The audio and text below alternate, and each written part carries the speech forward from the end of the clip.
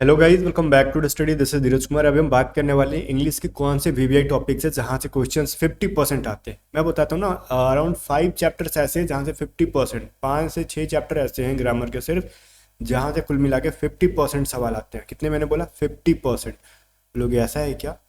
मुझे तो आज तक पता ही नहीं था। तो आपने अब तो एग्ज़ाम दे रहे हो और हम एग्ज़ाम के लिए बहुत साल से पढ़ा रहे हैं, तो हमने पूरा एनालिसिस करके बैठे हम लोग। तो ये चीज़ मैं बताता हूँ, किन 10 सवाल किस 5 चैप्टर को पढ़ ले अच्छे से ना, कि 10 सवाल तो आंख बंद करके सही हो जाएगा, बाकी के 10 के क्या, तो उसका भी इलाज बताऊंगा कि इंग्लिश में कैसे 20 आउट ऑफ 20 लेना है। और एयरफोर्स का इंग्लिश बहुत ईजी है। मैं फिर से कह रहा हूँ, जो बच्चा अभी से भी स्टार्ट कर देना जनवरी में, ठीक है, लास्ट जनवरी से भी, अगर उसका मार्च में है एग्जाम और मतलब हार्डवर्क करे तो इंग्लिश में अच्छा खासा स्कोर कर पाएगा, बशर्ते कि उसको हार्डवर्क करना होगा। ठीक है, बिना मेहनत के कुछ चीज़ पॉसिबल नहीं है, चाहे कोई भी एग्जाम हो। ठीक है ना, तो आपको हार्ड वर्क करना होगा। और दूसरा सवाल ये बनता है ना कि इंग्लिश पढ़े कहाँ से, इसका सोर्सेज क्या होना चाहिए। मैं सब चीज़ बताऊंगा इसके अंदर, बहुत ही अच्छे से बताऊंगा। देखो, सबसे पहले अगर सोर्सेज के बारे में बात करूँ तो आप मेरे से पढ़ सकते हो, क्योंकि पिछली बार जो मैंने यूट्यूब पे सिर्फ इंग्लिश पढ़ाई थी लास्ट टाइम एग्जाम के टाइम में, तो अराउंड 90% चीज़ें सेम टू सेम आ रही थी। बट फर्क क्या था ना, बच्चे लास्ट टाइम पढ़े थे, रिवीजन नहीं था, तो लग तो रहा था कि पढ़ाया हुआ है लेकिन आंसर नहीं कर पा रहे थे। क्यों? क्योंकि उनका रिवीजन नहीं था। तो पढ़ लेना और रिवीजन करके जाना, दोनों में बड़ा फर्क होता है। पढ़ लेने से आप सही नहीं करोगे, कितनी बार आप रिवीजन करते हो, प्रैक्टिस करते हो, उस पर डिपेंड करता है कि आप कितना सही करोगे। तो आप इंग्लिश की क्लासेस अगर पढ़ना चाहते हो मेरे से, तो ए टू जेड स्टडी ऐप पे मैं आपको करा दूंगा इंग्लिश कंप्लीट ग्रामर, वोकैबुलरी की क्लासेस भी करा दूंगा उस पर, पैसेज की प्रैक्टिस भी करा दूंगा उस पर, और साथ ही साथ में आपको वहाँ पे जो PQRS वगैरह आते हैं वो सब करा दूंगा मैं वहाँ पे। इंग्लिश में आपको मैं लिख के देता हूँ, अगर अभी से पढ़ना स्टार्ट कर दोगे तो मिनिमम आप 17-18 स्कोर कर लोगे, मैक्सिमम तो 20 में 20 स्कोर करोगे, रॉ स्कोर होंगे आपके। तो जिसकी इंग्लिश की प्राइस मैंने बहुत कम रखी है, 250 रुपीज़ रखी है, ताकि हर बच्चा इसको ज्वाइन करके पढ़ पाए। तो आप ए टू जेड स्टडी ऐप को डाउनलोड करके पढ़ सकते हो। और इंग्लिश के लिए मैं वहाँ पे आपको कराने के बाद प्रैक्टिस के लिए PDF भी दे दूंगा, वोकैबुलरी के PDF भी दे दूंगा। आप उनके थ्रू आराम से प्रिपरेशन बढ़िया कर लोगे। ठीक है, अगर आपको ऐप डाउनलोड करके नहीं समझ में आ रहा कैसे बाय करना है, व्हाट्सअप करके हमारी टीम मेंबर है वहाँ पे, आपको हेल्प करेगी, व्हाट्सअप नंबर है, पूछ सकते हो। या फिर कोई बच्चा एक्स और वाई दोनों का है, उसके लिए है इंग्लिश। ठीक है, अगर कोई बच्चा सिर्फ और सिर्फ वाई ग्रुप की प्रिपरेशन करना चाहता है कंप्लीट बैचेस के साथ, तो उसके लिए भी उपाय है। जस्ट 500 रुपये की हमारी बैच है वाई ग्रुप की कंप्लीट, चाहे रगा का सेक्शन हो, रगा का मैथ, रीजनिंग, जी के कंप्लीट कराई जाएगी, इंग्लिश भी इसके अंदर होगी, साथ में मॉक टेस्ट भी होगा इस बैच के अंदर। ठीक है, वाई ग्रुप की कंप्लीट पैकेज है, वो भी ए टू जेड स्टडी ऐप पे है, स्पेस वॉरियर बैच के नाम से। तो जाओ ज्वाइन करके पढ़ना शुरू कर दो।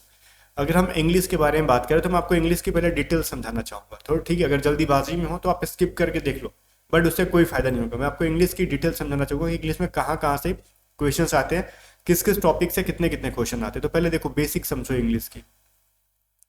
इंग्लिश का आपको पता है कि 20 मिनट्स में 20 क्वेश्चन होते हैं, चाहे आप एक्स से दो चाहे वाई से, चाहे आप साइंस स्ट्रीम से दो चाहे अदर देन साइंस सब्जेक्ट से दो, दोनों में फर्क है। ठीक है, देखो यहाँ पे सबसे पहला जो सेक्शन होता है ग्रामर का, ग्रामर के बाद जो दूसरा सेक्शन होता है वो कैब का। ठीक है, और तीसरा जो होता है RC, जिसको हम लोग कहते हैं रीडिंग कॉम्प्रिहेंशन। ठीक है, ठीक है, तो ये RC कह लो या फिर पैसेज कह लो। तो पैसेज सिर्फ नहीं कह सकते, रीडिंग कॉम्प्रिहेंशन के अंदर दो चीजें आती हैं, एक जो पैराजम्बल होता है ना, PQRS, सेंटेंस अरेंजमेंट, वो भी एक तरीके से RC का ही हिस्सा है, बिकॉज उसके अंदर भी रीड करके एक पैसेज टाइप का एक सेंटेंस बनाना होता है लंबा सा। तो ये चीजें हैं। तो गाइज यहाँ से देखो, रीडिंग कॉम्प्रिहेंशन से आपके 5 क्वेश्चन आते हैं, पैसेज और PQRS मिला के। कभी कभार रहता है पैराजम्बल का क्वेश्चन, कभी कभी नहीं रहता है। तो 4 से 5, 4 तो सवाल कैसे भी मिनिमम रहेंगे पैसेज से, 4 से 5 नंबर यहाँ से आप उठा सकते हो। ठीक है, जिसमें देखो अगर 5 सवाल आया ना, तो 4 से 5 में ऐसा एज्यूम करके चलता हूँ, कभी कभार पैराजम्बल रहता है, कभी कभी नहीं रहता। अगर वो कैब के बारे में बात कर ले तो कितने वो कैब होते हैं, मैं बोलता हूँ 6 वो कैब होती है मिनिमम। कहोगे ये कैसे हो सकता है, मैं बताता हूँ कैसे। आपके सिनोनिम्स के मान लेते हैं, एंटोनिम्स मान लो क्या आता ही है ना आपका, ईडीएम मान लेते हैं हम लोग, वन वर्ड मान लेते हैं हम लोग, और एक होता है स्पेलिंग मिस्टेक वाला। स्पेलिंग मिस्टेक आप देख लो, स्पेलिंग मिस्टेक 1 देते हैं, वन वर्ड 1 देते हैं, ईडीएम 1 देते हैं, एंटोनिम 1 देते हैं, और सिनोनिम 2 दे देते हैं। ठीक है, सिनोनिम या एंटोनिम 1 या 2 करके ऐसे देते हैं। तो मिनिमम यहाँ से 6 सवाल बनते ही हैं मिनिमम। तो 6 सवाल यहाँ से ले लो, और 4 से 5 सवाल यहाँ से, 10 से 11 सवाल आपके बने यहाँ से, 10 से 11 सवाल आपके बन जाते हैं कुल मिला के यहाँ से। ओके, तो ये चीज समझना। ग्रामर के बचे कितने सवाल, 9 से 10। मान लो इधर से 10 सवाल बने और इधर से 10 सवाल मान लो ग्रामर पे, तो बोलो ग्रामर के तो सर दिखते नहीं है हमको 10 सवाल, तो कैसे कह सकते हो, मैं बताता हूँ। देखो आप कहते हो कॉमन ईयर तो आते ही नहीं है उतने, दो से ज़्यादा दो देते हैं, ठीक है। तो मैं बोलता हूँ ठीक है, आपको लगता है कि कॉमन ईयर ही हमारा ग्रामर का टॉपिक है, तो ये आपकी भूल है। कॉमन ईयर के क्वेश्चंस कितने रहते हैं मेरे को ये बताओ। कॉमन ईयर के क्वेश्चन जो होते हैं दो मानते हैं, ठीक है। फिलर्स होते हैं ना, फिल इन द ब्लैंक्स, वो 3 क्वेश्चन देते हैं मैक्सिमम, आपको प्रीपोजिशन के बेस पे देते हैं, कभी कभार आर्टिकल या फिर वर्ब के बेस पे देते हैं। तो minimum 3 fill in the blanks दिए जाते हैं, फिलर्स के क्वेश्चन दिए जाते हैं। 5 सवाल तो यही बन गए। तो अगला क्या, तो एक सवाल रहता है ना एडजेक्टिव एडवर्ब चेंज करने वाला, एडजेक्टिव एडवर्ब चेंज करने वाला रहता है, वो भी ग्रामर का पार्ट है। 6 सवाल हो गया। अब देखो एक होता है डायरेक्टली नरेशन का सवाल, और वॉइस के 2 सवाल दे देते हैं, कभी कभार एक देते हैं, ठीक है। तो देख लो कितने सवाल हो गए, 3 4 7 8 9, 9 सवाल यहाँ से बन गया। मैं 10 बोल रहा हूँ और इसी में एक ऊपर नीचे करके ये लोग कर लेते हैं। मैंने बोला था ना, इधर देखो, अगर इधर रीडिंग कॉम्प्रिहेंशन अगर 5 देते ना PQ तो ग्रामर के 9 सवाल बनते हैं, ओ सॉरी ग्रामर के 9 सवाल बनते हैं। लेकिन अगर ये रीडिंग कॉम्प्रिहेंशन से 4 सवाल दें, पैसेज ना दे, पैसेज के अलावा PQ के क्वेश्चन ना दे, तो इधर से क्वेश्चन बढ़ा दिया जाते हैं, ठीक है। वॉइस नरेशन को बढ़ा दिया जाता है या फिर फिलर्स को बढ़ा दिया जाता है, 3 से 4 कर देते हैं, ऐसे करते हैं। तो मैंने एक एवरेज लेके चला कि ये 9 से 10 करते हैं, और इधर क्या करते हैं 10 से 11 सवाल करते हैं, तो ओवरऑल मिला के 20 सवाल देते हैं, ठीक है। तो ये चीज़ आपको बेसिक फंडामेंटल समझ में आया इंग्लिश का। अब मैं बोलता हूँ ग्रामर में कहाँ से सवाल मैक्सिमम पूछे जाते हैं।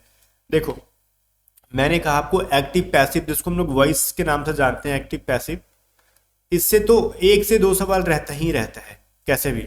नरेशन बहुत ईजी थी चैप्टर से दोनों, वॉइस नरेशन। अब बोलोगे डिफिकल्ट है, मैं बोलता हूँ बिल्कुल डिफिकल्ट नहीं। अगर 10th चैप्टर आता है तो ये चैप्टर आपको आ जाएगा, इससे भी 1 सवाल रहता है। तो मिनिमम 2 से 3 सवाल तो आपको यहाँ से मिल गए, ठीक है। मिनिमम 2 रहेगा, मैक्सिमम 3 रहेगा इन 2 चैप्टर से मिला के, ओके। अब बोलता हूँ मैं प्रीपोजिशन, बोलोगे प्रीपोजिशन, इससे आते हैं 3 सवाल, 2 से 3 सवाल। वैसे तो 3 सवाल रहते हैं, बट मैं बोल रहा हूँ 2 से 3 सवाल दे दिए जाएंगे यहाँ पे, ठीक है। वो फिल इन द ब्लैंक्स में पूछ ले, मेनली वही पूछते हैं फिल इन द ब्लैंक्स के अंदर ही, 2 से 3 सवाल। तो अगर हम 2 से 3 कर ले, तो ये 3 चैप्टर मिलके तो मेरे को 5 सवाल दे रहे हैं, दिख रहे हैं आपको। 3 चैप्टर मिलके मेरे को 5 सवाल दे रहे हैं। बाकी का क्या, तो बाकी का एक एडजेक्टिव एडवर्ब जो पूछा जाता है ना, वो ये 2 सवाल मिलकर 2 चैप्टर मिलके 1 सवाल बनते हैं, ध्यान से सुनना, मिनिमम वैल्यू। अब देखो पूरे ग्रामर में अगर सब कुछ हम हटा दें, कि जो जो चीज़ें एलिमिनेट कर दें, तो और उनमें से 1 चैप्टर मेरे को बताओ, 2 चैप्टर बताओ, तो सवाल आएंगे ही आएंगे। तो कंजक्शंस रहते हैं, कंजक्शन से सवाल आपका 2 सवाल रहता ही रहता है, 2 या फिर 1 सवाल रहता ही रहता है। मान लेते 2 ना करके 1 कर देते, तो देख लो 5 6 7, और चैप्टर्स कितने हुए, 1 2 3 4 5, मतलब 5 से 6 चैप्टर ऐसे हैं जहां से पूरे पूरे 7 से 8 सवाल पूछे ही जाते हैं भाई, किसी भी कीमत पे, ठीक है, किसी भी कीमत पे। तो अब मेरे को बताओ, ये 7 नंबर स्कोर करना है, मैंने मिनिमम वैल्यू लेके चला है, ठीक है। 5 से 6 चैप्टर पढ़ेंगे ही खाली इंग्लिश में, तो मेरे को 7 नंबर मिल जाएंगे। क्या इनमें से किसी चैप्टर को अभी तक आपने छोड़ा है, खुद से एनालाइज करो। अगर इनमें से किसी चैप्टर को छोड़ा है आपने, तो इसका मतलब अपने पैर पे कुल्हाड़ी मार रहे हो। इनको पहले निपटा लेना, ठीक है। अब ये पहले कौन निपटाएगा, रिवीजन वाले निपटाएंगे इनको। ये जो फ्रेशर है उनके लिए नहीं है, मैं बोल रहा हूँ रिवीजन वाले निपटाएंगे इनको। फ्रेशर को ऑब्वियस चीज़ है, ये चीज़ें अगर पहले हम लेके बैठ जाएंगे तो वो बोर हो जाएंगे। एक्टिव पैसिव और नरेशन उनको समझ में नहीं आएगा, अगर उनको टेंस समझ में नहीं आता है तो फ्रेशर जो है उनको टेंस पहले पढ़ लेना, ठीक है। अब टेंस की बहुत सारी चीज़ें आपको बिना वर्ब के समझ में नहीं आएगी, तो बोलोगे कि सर तो फिर क्या करें हम। तो इसमें कुछ नहीं करो, आप फ्रेशर हो तो आप एक बार, कुछ नहीं करना है ना आपको। तो प्रीपोजिशन को आपको लास्ट टाइम में, अगर मान लो ये वीडियो आज जनवरी में देख रहे हो, ठीक है, अदरवाइज को एग्जाम के 10 दिन पहले देख रहे हैं, तो वैसे सिचुएशन में पता है क्या करो, आप प्रीपोजिशन अच्छा से पढ़ो, कंजक्शंस अच्छे से पढ़ लो, एडजेक्टिव एडवर्ब अच्छे से पढ़ लो। अगर ग्रामर आपकी बहुत तक खराब है तो भी आप 3 से 4 सवाल मिनिमम कर लोगे, ठीक है, मिनिमम 3 से 4 सवाल कर लोगे। बट अगर अभी से, अगर जनवरी फरवरी से आप कर रहे हो, तो पूरा बेसिक से जाना और इन सभी टॉपिक्स को आप कमांड करते हुए जाना। तो ये जो मेन टॉपिक थे मैंने आपको यहाँ पे कवर करा दिए। बाकी अब मैं बताता हूँ कि आपको ग्रामर हो या फिर वोकैब पढ़ना कैसे होता है। वैसे तो हम लोग पेड बैचेस वगैरह में पढ़ाते हैं, यूट्यूब पे भी पढ़ाते हैं। तो वोकैब अगर अच्छा करना है तो वोकैब, मतलब बोलते हैं ना कि रोम एक दिन में नहीं बना था, उस तरीके से वोकैबलरी आपके एक दिन में या फिर एक महीने में बिल्ड नहीं होती है। मैं बोलता हूँ, मैं यूट्यूब पे भी करा रहा हूँ डेली 25 करके, ठीक है। आप यूट्यूब फॉलो नहीं करते हो या फिर यूट्यूब फॉलो करते हो फिर भी सेटिस्फेक्शन नहीं मिलता है, तो आपको मैं बताता हूँ वोकैब में क्या क्या होता है। 4 चीज़ें होती हैं। सिनोनिम्स एंटोनिम्स, और मैं कहता हूँ सिनोनिम्स एंटोनिम दो चीज़ें नहीं है, ये एक चीज़ है, ठीक है। इसको ओवरऑल वर्ड मीनिंग कहो। जो सिनोनिम्स एंटोनिम्स करके रटते हैं वो गलतियां ज़्यादा करते हैं, वर्ड मीनिंग की तरह से रटो, किस वर्ड का क्या मीनिंग है, ठीक है। और ऑप्शन से एलिमिनेट करो, अच्छा ये इसका ये मीनिंग है, इसका ये मीनिंग है, उसको एलिमिनेट करके हम लोग आंसर करेंगे, ये हमारे लिए हेल्पफुल होगा, ठीक है। तो इसको वर्ड मीनिंग की तरह पढ़ा करो, किस वर्ड का क्या मीनिंग है, मैं कितने वर्ड्स का सिनोनिम याद करते चलूंगा, कितने चीज़ों का, रट्टाफिकेशन नहीं, एक्चुअल मतलब समझा करो, तब समझ में आएगा। इसके अलावा होता है हमारे पास ईडियम, इसके पास होता है, इसके अलावा होता है हमारा वन वर्ड, और इसके साथ हमारी होती है स्पेलिंग मिस्टेक्स वाली, इसका भी मैं इलाज बता दूंगा आपको। देखो, ईडियम एक बहुत ही और वन वर्ड एक बहुत ही इजी सा टॉपिक, अगर हम चाहें तो दिन में 20 ईडियम याद कर सकते हैं, दिन में 20 वन वर्ड याद कर सकते हैं, अगर हमारे पीडीएफ से भी पढ़ रहे हो या फिर किसी बुक से पढ़ रहे हो तो बशर्ते कि एक चीज़ ध्यान देना कि हम कंटिन्यू नहीं रटेंगे कि 20 ईडियम पढ़ लिए और उसी टाइम फिर 20 वन वर्ड पढ़ रहे हैं, वैसा काम कभी नहीं करना। आपको मान लो जीके पढ़ना, मैथ पढ़ना, उसके पहले ठीक है क्या करो भाई, 20 ईडियम फ्रेजेस आप पढ़ लो, अच्छे से याद कर लो, जितने मिनट लगते हैं, 25 मिनट लगते हैं, 30 मिनट लगते हैं, आप पढ़ लो इनको, ठीक है। जब भी आपने फर्स्ट डे पढ़ा और जब सेकेंड डे आप पढ़ रहे हो, तो सेकेंड डे अपने अगले 20 नए वीडियम्स को पढ़ने के बाद, ध्यान सुनना, पढ़ने के बाद आपने पुराना जो पढ़ा है एक बार उसको बस रीड कर लो, रटना नहीं है, रीड कर लो। और जो भी लगता है कि आप बार बार भूल रहे हो उसको पेंसिल से, पेन से टिक कर लो कि इसको मैं बार बार भूलता हूँ, मैं रिवीजन के टाइम पे बस इस पे ज़्यादा फोकस करूंगा, ठीक है। तो ये काम आप रेगुलर बेसिस पे करोगे। और मैं बोलता हूँ ना कि अगर स्टार्टिंग में आप 30 मिनट में 20 ईडियम्स याद कर पा रहे हो ना, अगले 5 से 6 दिन के अंदर आप 30 मिनट में, पता है क्या, नए 20 ईडियम भी याद कर पाओगे और बाकी के 40-50 ईडियम का रिवीजन भी कर पाओगे, बिकॉज जो आपको याद है उसमें रिवीजन करने में टाइम नहीं लगता, नए वालों में ही टाइम लगता है। और वही काम आप वन वर्ड में करोगे। अब देखो, जब ईडियम हम लोग याद कर लिए उसके बाद कुछ और चैप्टर पढ़ लिया हमने, ठीक है, कुछ मतलब और सब्जेक्ट्स पढ़ लिए, उसके बाद जब भी हम फ्री होके जब उठ रहे हैं, कुछ लग रहा है कि नहीं माइंड रिलैक्स है हमारा, उस टाइम वर्ड मीनिंग याद करो, वन वन याद करो। और हर संडे को और सैटरडे को अपना रिवीजन डे रखा करो।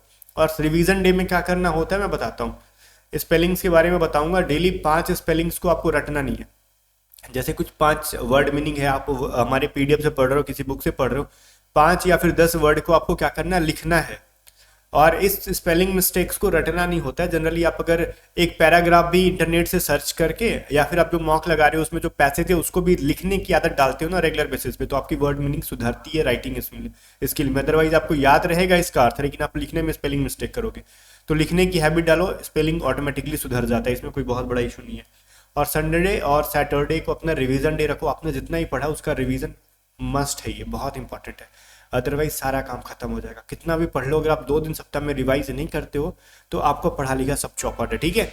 इस पूरे प्रोसेस को फॉलो करो और मॉक्स वगैरह लगाते रहो, प्रैक्टिस करते रहो, आपका जीवन धन्य हो जाना है। और इंग्लिश के जो टॉपिक्स बताए आपको उसको बहुत इंपॉर्टेंट तरीके से, स्ट्रिक्टली तरीके से आपको बहुत बार रिवीजन करना है, जो टॉपिक्स मैंने बताए। और हाँ, हमारी बैचेज आपके साथ है, पूरी मदद करेंगे हम लोग आपकी। आप फटाक से टू जेड स्टडी ऐप को डाउनलोड करके ज्वाइन कर सकते हो। बाकी मिलते हैं नेक्स्ट वीडियो में, तब तक के लिए बाय बाय।